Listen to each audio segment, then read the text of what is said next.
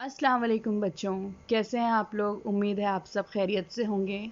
आज हम अपनी जर्नल साइंस की टेक्स्ट बुक का chapter number 1 living world and classification of microbes पढ़ेंगे और समझेंगे। इस चैप्टर में हम कुछ इम्पॉर्टेंट पॉइंट्स देखेंगे। In this chapter we shall study following important points: biodiversity and need of classification,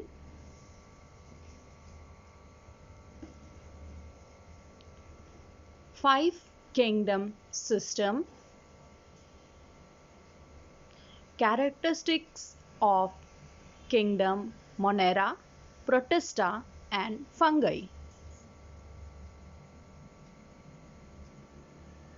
and classification of microbes and its characteristics. पिछले साल भी हमने पढ़ा था कि किस तरह से जिन जानवरों ने अपनी जुग्राफियाई हालात और अपने खाने की आदतों को वक्त के साथ बदला, वो जानदार जो हैं वो ज़मीन पर रह गए, उन्होंने अपनी बका पाई। Last year we learned that all the living organisms on earth have adapted according to geographic region, food ingestion, defense, etc. Geographic region यानी जो अपनी जुग्राफियाई हालात से अपनी बका को बरकरार रखना, जुग्राफियाई हालात में। फूड इंजेशन, उनकी खाने की आदतें, और डिफेंस यानी अपना दफा करना। जिन जानवरों ने ये तमाम कैरेक्टरिस्टिक्स को नहीं अपनाया वो रहे, जैसे डायनासोर्स वगैरह। While adapting, many differences are observed in the organisms of same species too. बहुत सारी सेम स्पीशीज में भी बहुत सारे डिफरेंसेस भी होते हैं और बहुत सारी सिमिलरिटीज भी होती है। According to 2011 census, around 87 million species of living organisms are found on the earth, including land and sea. ज़मीन और समंदर दोनों में मिलाकर सेंसस 2011 के मुताबिक 87 मिलियन स्पीशीज मौजूद हैं। 87 अक़साम जानदारों की मौजूद है। It was essential to divide them into groups. So groups and subgroups were created considering the similarities and differences among the living organisms. तो इनमें जो सिमिलैरिटीज है और डिफरेंसेस है उसकी बिना पर ग्रुप्स फॉर्म किए गए, ग्रुप्स बनाए गए, जमातबंदी की गई। This process of dividing living organisms into groups and sub groups is called biological classification.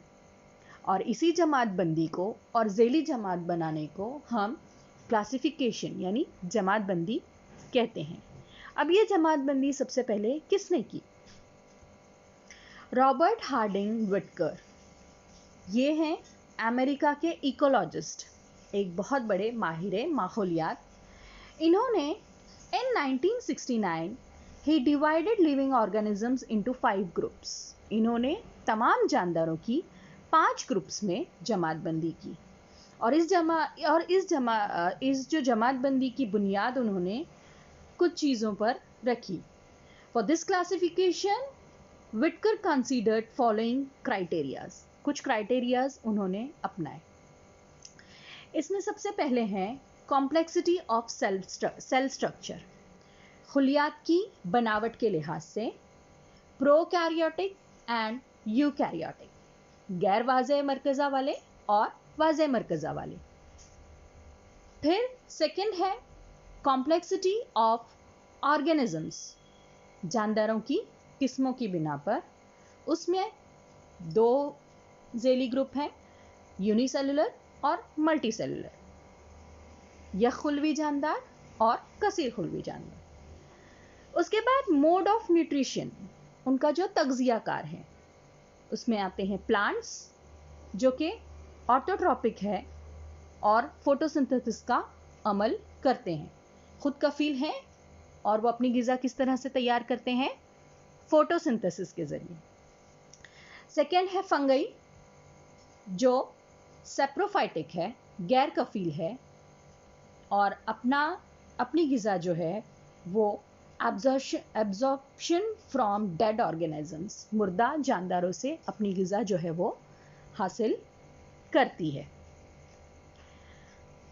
और इसके बाद इसमें तीसरा आता है एनिमल्स का, जो हेट्रोटॉपिक हैं, गैर कफील हैं, खुद से अपनी ग़िज़ा नहीं तैयार कर सकते एंड इंजेस्टिव हैं, दूसरों पे अपनी ग़िज़ा के लिए डिपेंड करते हैं।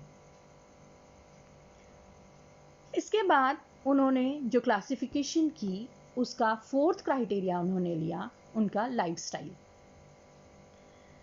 जैसे प्लांट्स जो हैं वो प्रोड्यूसर्स हैं, वो ग़िज़ा साज हैं, वो अपनी ग़िज़ा खुद प्रोड्यूस करते हैं।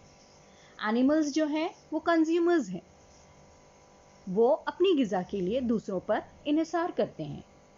और फंगई जो है वो डीकम्पोजर्स हैं, वो तज्जिया करती हैं, मुर्दा जानदारों का तज्जिया करने वाले जानदार।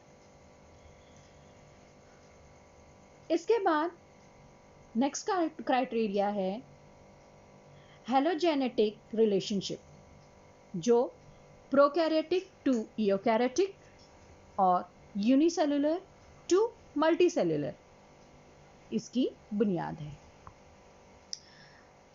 अब हम देखेंगे क्लासिफिकेशन का पूरा तरीक़ेकार, जो माहिर माहौलियात ने तैयार किया है। तमाम लिविंग ऑर्गेनिजम्स को दो पार्ट में डिवाइड किया है, प्रोकैरियोटिक एंड यूकैरियोट्स। प्रोकैरियोट्स में यूनिसेलुलर आते हैं और उनका किंगडम होता है मोनेरा। यूकैरियोट्स में दो ज़ेली ग्रुप्स हैं, यूनिसेलुलर एंड मल्टीसेलुलर। या खुलवी जानदार भी आते हैं इसमें और कसीर खुलवी जानदार भी आते हैं। और यूनिसेलुलर्स का किंगडम है प्रोटिस्टा। इसी तरह से मल्टीसेलुलर में भी 3 किंगडम्स आते हैं। नंबर 1 फंगई, इसमें सेल वॉल मौजूद होती है। In fungi cell wall was present but organisms can't perform photosynthesis, पर ये फोटोसिंथेसिस का अमल नहीं अंजाम देते।